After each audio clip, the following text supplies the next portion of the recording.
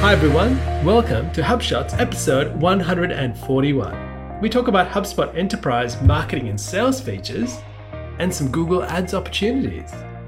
You're listening to APAC's #1 HubSpot focused marketing podcast, where we discuss HubSpot tips, tricks, new features, and strategies for growing your marketing results.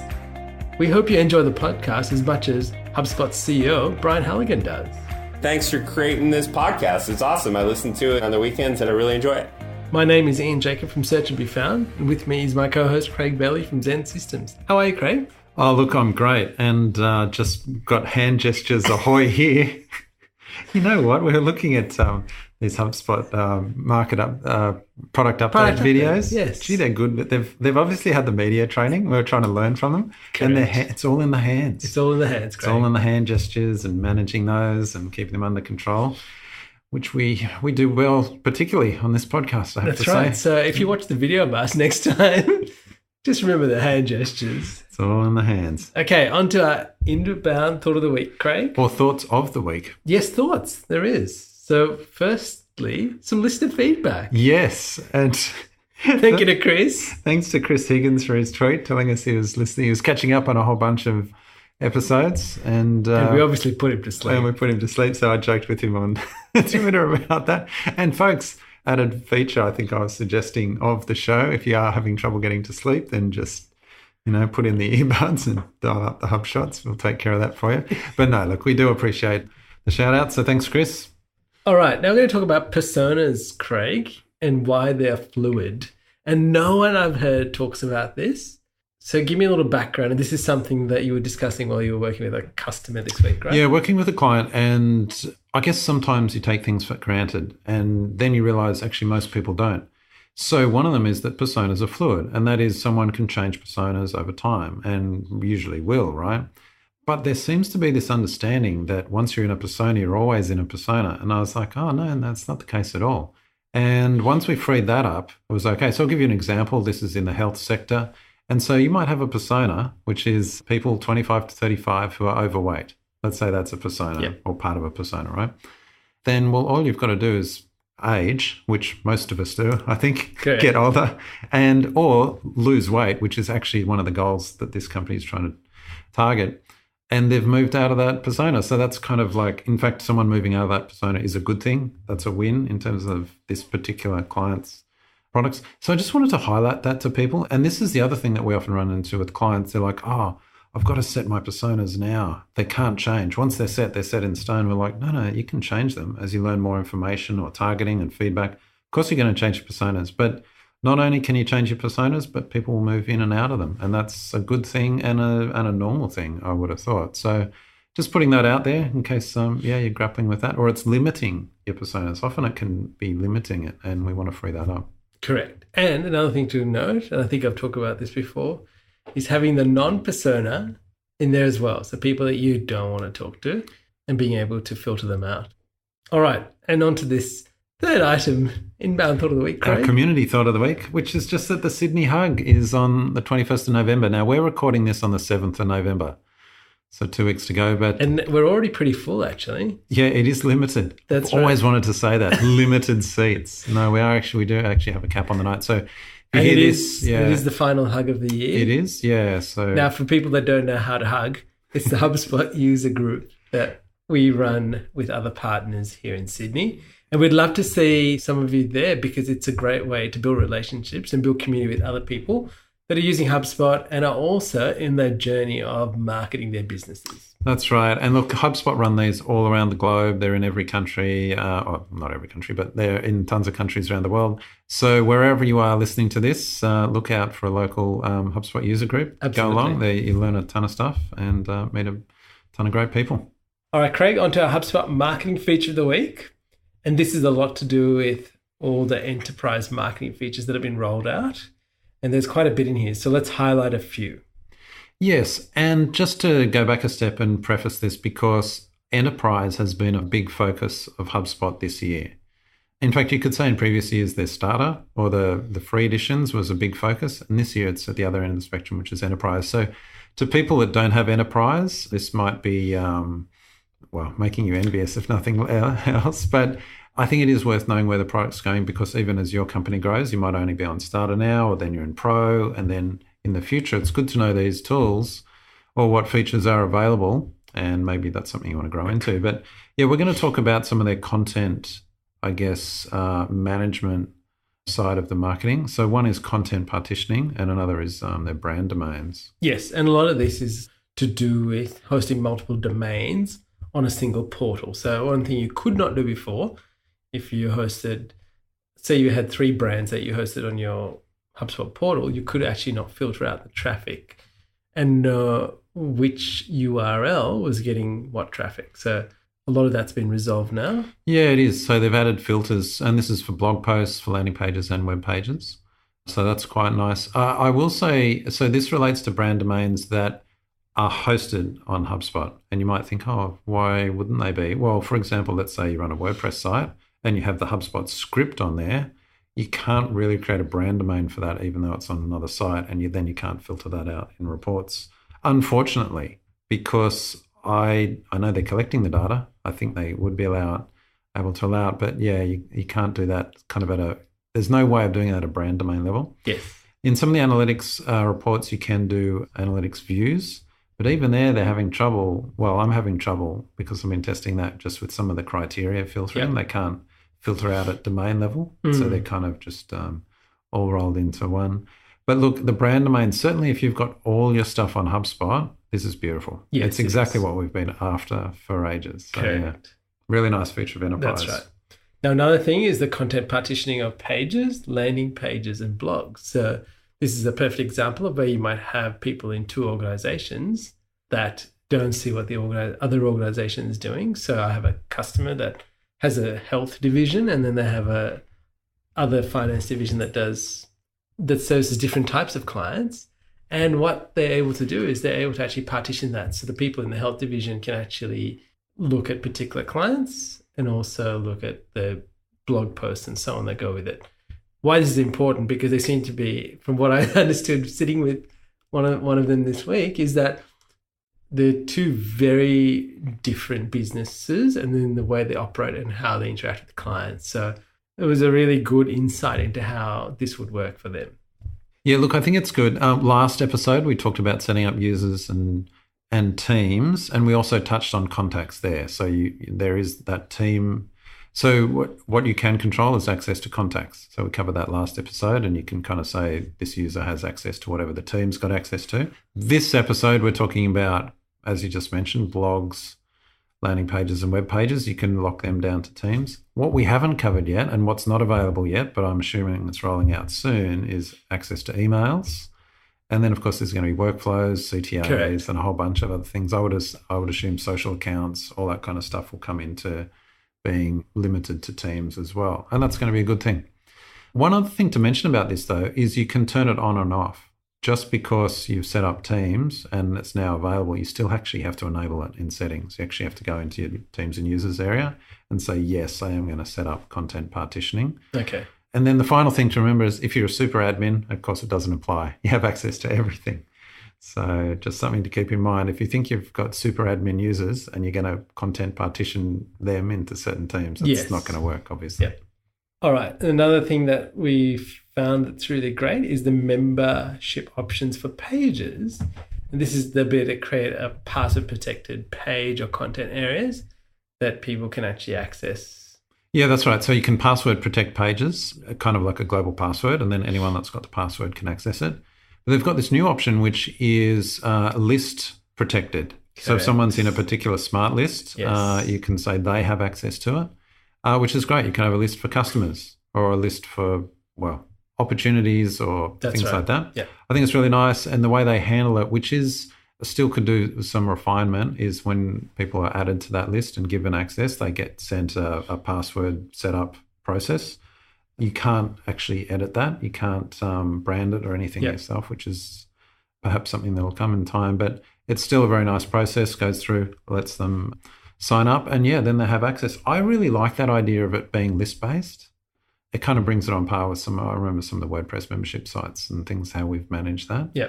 Yeah, it's just a lot more powerful. And the other great thing about lists is that they can be based not only on, say, lifecycle criteria, but you could put your own custom properties. And then, of course, you can pop people in and out of lists on workflows or whatever. You could even say, here's an example, you could actually have a list based on engagement, which says, if you visit 20 pages, it unlocks another page or some other things as well. So the lists are really, you've got a ton of things that you could do. So I'm really excited about that. A way we're going to look at doing that with our clients, if they're customers and they're, valued customers, we'll just give them access to premium content that we share, we don't share normally on the blog or anything like that. We could even do it for HubShots listeners. We could have, if you sign up for HubShots notifications, we'll give you access to some premium content. Some premium content. Yeah, there you go. All right. And finally, we've got an email send frequency cap, and this is in enterprise. And why would we want this, Craig? Okay, so I've actually had this requested by clients a number of times. They say, we set up all these workflows. Each of the workflows has got a nurture. It's sending out all emails. We don't want people getting bombarded with too many emails. How do we protect them from accidentally getting into all these different nurture workflows and getting 20 emails on one day or 20 emails in a week? And we're normally pretty careful about planning that kind of stuff out and then taking them out of lists and, unenrolling and all that kind of stuff. Here's what you can do. You can just go, okay, you're concerned? Let's put a cap. And it's like a portal-wide cap where you say they'll get no more than 4 emails in a week or whatever. So you can set that cap. It's got nice caveats though. Of course, it won't apply to transactional emails, which is good. You wouldn't want them getting capped. And you can actually send an email to say, ignore that setting. So if it's part of a nurture that you absolutely want to always go out and never be blocked, people have been wanting this for ages. So it's great to see that finally there. I think it's a shame that it's in enterprise, though. I'd like to have seen that in pro. I think there's a ton of pro clients that would really want that as well. That's right. If you're in the product marketing team, we'd love to see that in pro. Yeah, you can see someone's incentivized on upsells there. It's like, we need to upsell enterprise. And well, fair enough. It's their product. They can do what they want. All right. Content marketing item of the week, Craig. And this is something I discovered when I was looking for some stuff on Gumtree, and I got this landing page. I'm like, what is this? And you know what it was? It was a great example of a content marketing piece and landing page. And it was the Gumtree secondhand economy report. Now, if I put a link to it, it's a great landing page. Like I was so surprised. I went, Craig, have a look at this. And you were like, wow, that's amazing. And just the stats. So I wanted to highlight, I would encourage people to look at it. Look at the personas they're targeting. There's some really clear personas they're targeting. They even have pictures of them. They even kind of have what they would want to buy. And they even have clear calls to actions to go and look at those particular things. The information that they've used. So they've commissioned someone to actually put this report together. And it's done very well. Like, it's a great example. If you wanted to model something, it's a great example. And just the way they've laid everything out, it was refreshing. It was excellent. Yeah. When you showed me this, I was like, wow, that's genius work. Yeah. And so there's no we should just explain what Gumtree is. If you're in Australia, you'll know Gumtree. True. But if you're in the US, it's kind of like it's like the secondhand marketplace. It's kind of like eBay for local. That's right. And eBay actually owned them. I think they bought them a couple of years ago. Oh, they are an eBay company. Yes. You're quite right. Yeah. No, you're right. Yep. So they're local eBay. Yeah, and the whole idea of eBay has been to push a lot of new and bigger sellers on there, whereas the Gumtree's become anybody that wants to get rid of stuff and sell one-off things at not a high value. Yeah, I'm just going to check. Do they have the Gumtree brand in the US maybe?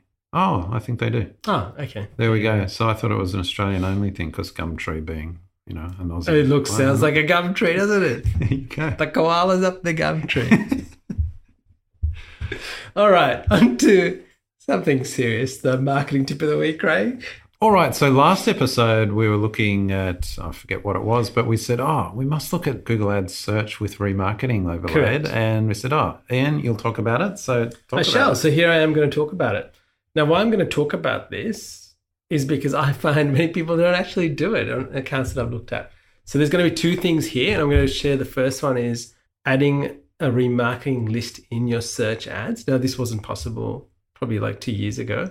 And even now, I find a lot of people don't use it. But what this enables you to do is actually layer in a remarketing list to search ads that you're already running, which will tell Google to show your ads if people are actually looking at other variations of things. And one of the things that it does do is give you more information about these people. So not only is it targeting them in a different manner, but also you're getting more data about them as to who they are, what they're interested in. And that's really the real basis of it, because what you can do is take that data, and if you say, okay, if I think more women are actually buying this product, well, I want to increase the bids. If it's a woman, I want to increase the bid by 30% to target them better. So that's the thing with the remarketing list on search ads. It is a bit complicated. So I've put a link to an article there to have a look at it. But if you're running search ads, I would encourage you to have a look at that. All right. So can I just go back a step? So search ads means I'm in Google, I'm searching in the Google search engine. So Correct. That's a search ad. Retargeting means remarketing means they've visited my website.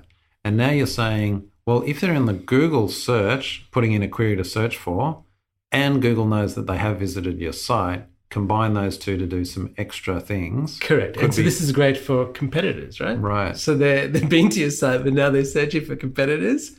You can appear in those search results as a result. So that's a good example. So they do a brand search for someone else, exactly. But you capture them. Yeah. So that's the first one. Mm-hmm. The second one, I want to talk about layering in-market audiences with Google search ads. And you can also do this as a separate campaign in essence, as a in-market audience on display. Now, why I'm going to tell you that this is important is that previously, if you were doing Google AdWords, a lot of this was not available. And they've progressively rolled it out. And why I want to talk about this is because there's an opportunity there. So I'll give you an example. We have a customer that finances trucks.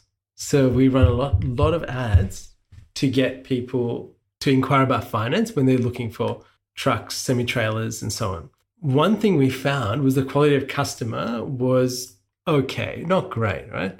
So how do we make this better? And so this week we tried. I said, well, okay, we'll try this out.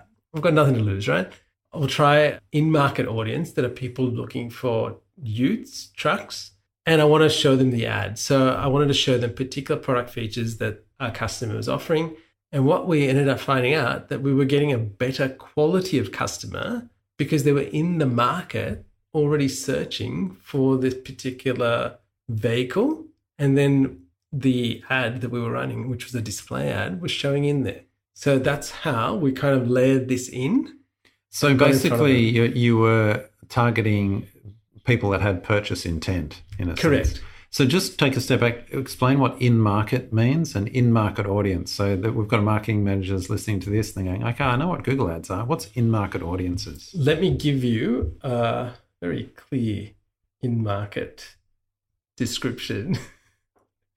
Okay, in-market audiences, Craig, in a nutshell, is when Google understands that people are in the market or in that buying journey for a particular product.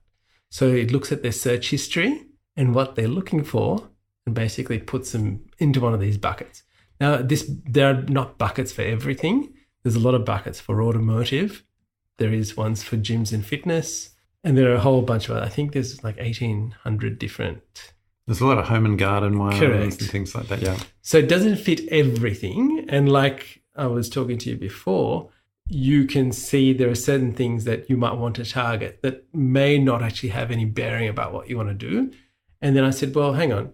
If these people are in this particular market for this product, they actually visit these kind of places. So actually this might be a good in-market audience for you to target them through and layer on top in your display or your search advertising. Excellent. So what's the takeaways from marketing managers who may not be hands-on doing the AdWords themselves, but they're working with agencies? I guess it's chatting about these new features. And so give them the two little taglines to talk to their agencies about. Are we using in-market audiences and a remarketing list in our search ads? There we go. Great advice. Okay, on to our HubSpot sales feature of the week, Craig. Now, I'm going to preface this is that we have not tried this and it's relatively new. but we really like the sound of it. And this is Playbooks, which is in HubSpot Sales. One of the new features is that you're actually able to map a lot of these, like say call scripts or fact-finding documents into contact properties. So if you open it up for that contact, you can actually see all the values in there. So if someone goes, oh, I wonder, say Craig did a sales discovery call, and then I access the contact, I go, I wonder what they actually said. All the data can come back directly into the playbook for that sales discovery call. And then if you tell me something different this time, I can update it and it'll get updated in the database. I thought that was really fantastic. I think it's really good as well. And as you said, I haven't used this. I've only watched their video talking it through just because I thought it was going to be a great fit for some of our clients to get in place. We actually don't have playbooks. But one of the things when I was going through this, I was like, we should have playbooks. And this is just a great way of doing it in the product that's going to help me do it. You know, I guess as an it's a systemization. It is. As an agency, basically we're always after optimum efficiency. Efficiencies come through good processes and standards. Playbooks is just one part of that. And for marketing managers and sales managers listening to this, it's kind of like, well, how do you make your business more efficient and profitable? Well, one of them is having good processes. So playbooks are just part of that. So I really like this. And the part that you're highlighting is, when you have a playbook for someone to learn a script, they're doing a discovery call, as you say, oh, how long have you been in business? How big is your business? How many employees? Instead of just putting that into a Google Doc that gets attached to somewhere, it's like straight into the property that goes straight against the contact of the company or whatever. So it's there recorded in the system. The great thing about this, and you can tell why HubSpot's done it, right? They build these tools for themselves, I'm sure, is because someone's said, oh, we can save X number of hours every day. Correct. If our salespeople don't have to put this in double entry. It's just part of the script. So I think it's a great idea. It's really cool. It's very wise. Don't you agree, Craig? It's practical. This is it. It's really practical and efficient. Okay, now the second bonus of the sales features of the week, Craig, is if you use Slack, you would appreciate this, is the slash commands in Slack. So the ability to, from within Slack, if you've got connected Slack to HubSpot, you can actually use Slack to query contacts, create tasks, and do some other exciting things. Yeah, well, the one I like is you can just look up, you can actually look up playbooks. There you go. You can actually put links. They add that in. But no, you can actually do search for contacts. Yes. And I think that's a really good one. So you just go your slash command. We've got a link to the slash commands you can go to.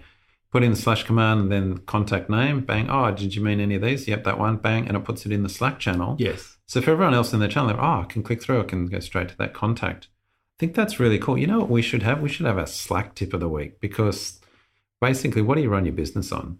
G Suite, HubSpot, and Slack. And probably Teamwork as well for agencies. But most companies, that's it, right? Exactly. So yeah, we should have a Slack tip of the week in the show. All right, on to opinion of the week, Craig. Information versus confirmation. Yeah, look, just another reminder here about confirmation bias, which is basically where you seek out content to confirm your existing views. This is confirmation bias, and we all do it, right? So it's not as though I'm pointing out anything that I don't do myself. The reason I say this is because, so for example, someone came out and they said, oh, you hear that Facebook, all the younger crowd are leaving it in droves. They're no longer there. I'm like, well, I've seen those reports. I'm sure it's dropping. But, when there's 2 billion people on the platform, sure there's still a few left. But they went searching for stuff to show that Facebook's not an option for their audience, which is a bit younger, right? I'm like, so I'm sure you'll find articles to prove that. And I know I have a bias the other way, so I'm sure I can go and find articles that say that's not the case. Of course, what do we always say, Ian? Test and measure. Test and measure, that's right. But look, test and measure is a good way of getting over it. And I think if there's ever that kind of thing, you've got to ask yourself as a marketing manager, what are my biases? And is this actually information or confirmation that I'm searching for? Yeah, absolutely, Craig. I think this is really important. And, we work in particular industry segments.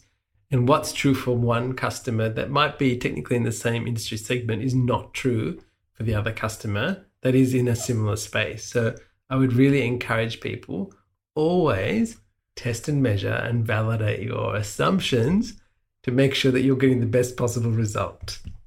Now, Craig, retirement of the week. We had to sneak this one in here. Yes. So now this is John Loomer, the Facebook expert, and he wrote an article about turning off the Facebook Messenger bot and why he did that. Now, I haven't read this whole article, but you have. So just tell me why he has done this. Okay, so, well, two reasons. It was taking up too much time and it was costing him too much money. So John Loomer got onto the whole messenger bot thing early, like... I think we've spoken about it on the show. Yeah, well, I'm sure we have, probably 50 episodes. Correct. But messenger bots, they were enormously effective at the start because they were a novelty and they're working. But in his particular case, he has had some, what I'd call out of ordinary biases because he's testing it and promotes it. He's had a lot of people go on and try and break it for him, which takes up a lot of support time. So there is that. But you take that out. He was basically saying that he gets a much better response from email. Yep. So he's got his email database. He sends out a newsletter to his, I don't know, he's probably got 50,000, 100,000 people. Gets much better sign-ups than that than if he does an ad campaign to Messenger and then the Messenger bot sort of signs them up for extra information and just the overhead of that. Yes.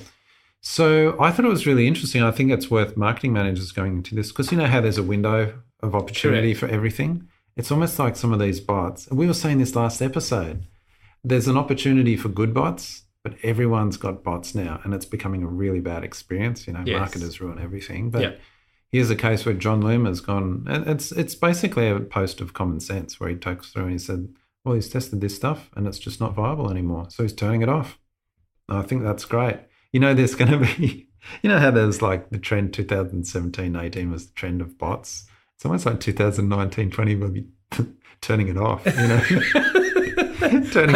Our tip for 2019. Yeah, turn off bots kind of thing, yeah. All right, Craig, now resource of the week, and this is to do with topic clusters correctly. How to use them correctly. Yeah, over on Siege Media, because you know how HubSpot's got their content strategy tool, which is all around topic clusters, pillar pages, that kind of thing. We've spoken about it many times. So this article on Siege Media, which I love the guys at Siege, but the author, she was actually saying, actually, you've got to be careful because what they're experiencing is people saying, oh, this whole content pillar and clusters topic, can you implement for us? And they're like, well, you're actually a really small niche site. It's not appropriate. Pillar pages are really for, you know, targeting broader terms. Yep. If you're in a really specific area, it's not going to work. So she goes through a whole bunch of criteria or examples where they do and don't fit. So if you're getting on, you know, you're investigating pillar pages and topic clustering, just a good one to read. What's nice is Matt Barbie jumps in the comments and kind of says, yep, good point this, although I'd say this on that. And there's some good discussion there. Yeah, cool. So, yeah, worth a read. Yeah, so definitely at the end of this article, it says who should use topic clusters. Read that. And they say clean up before you cluster.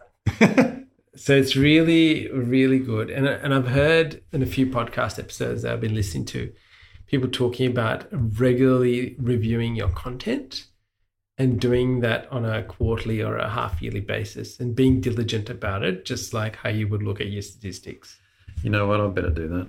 I think we should all do that, Craig. do as I say, not as I do, because, yeah, it's time for us to do a content audit. Yeah. Correct. All right, quote of the week, Craig. Not all marketing dashboards are created equal. If a marketing dashboard is not providing insights that link to business results, it's just a pretty distraction. And this is from Tom Fishburne. Yeah, aka Marketoonist. So he writes cartoons about marketing debacles, and we've got one in the show notes, which is great, about dashboards. You'll know it as soon as you see his style. Exactly. You'll go, oh, yeah, I've seen plenty of his. He's great. What I didn't realise with his cartoons, when you click through, he actually normally has a pretty good article behind them. Oh, right. Yeah, he's like the Seth Godin of marketing. Specifically. Yeah, he's always got great advice and great insights. He's a smart guy. Well, he's actually a marketing guy from way back, and he just happens to do cartoons particularly well also. You know what? This is absolutely right. This is one of the things I discovered with a customer of ours, that someone had set up some whole bunch of stuff for them in HubSpot. And after a year of working with them, I was sitting in this meeting and had this epiphany where their whole sales team, like their numbers are on a board in their office. And basically what she was after was, does that board match what I'm seeing here in HubSpot? And once I realized that, I'm like, well, you just want to make sure that the numbers on that board is reflecting what's happening here. She goes, that's what I want. And that's all she was after. She was not after how many clicks. She didn't care how many Facebook likes she had. It was the dollars at the end of the line here that was the most important thing to her. And I think that made a massive difference to how they operated, and now even discovered some things even in the sales lifecycle stages. Some of the settings I got incorrectly, where the numbers were inconsistent, where I'd actually said people need to actually go through all of the lifecycle stages, not as people jumped from one to the other and missed a few. They actually got left out of that. That's when that was happening. That's exactly right. So it uncovered a few things, and then it went deeper into, okay, well, now I want to find out how many leads gets distributed to each salesperson on that team, so I can actually see who is being effective and who's not being effective. And it's just the whole conversation about the data we get and how we use it in the business has totally transformed on its head in the way we talk to them. Yeah, that's great. You know what? I'm going to tie that right back to the start. We're talking about personas. I was talking about people move in and out of personas. In that meeting, which was the strategy meeting, setting up, because we're trying to think what their personas are. And what was interesting is in the room we had, I think, 4 or 5 different people. One was the product owner, one was technical person, one was the CFO, because they were there because they wanted to make sure right at the start, as we designed personas, life cycle stages and everything, that we could report on it. And there we were at the strategy session for planning out, how it's going to be implemented in HubSpot.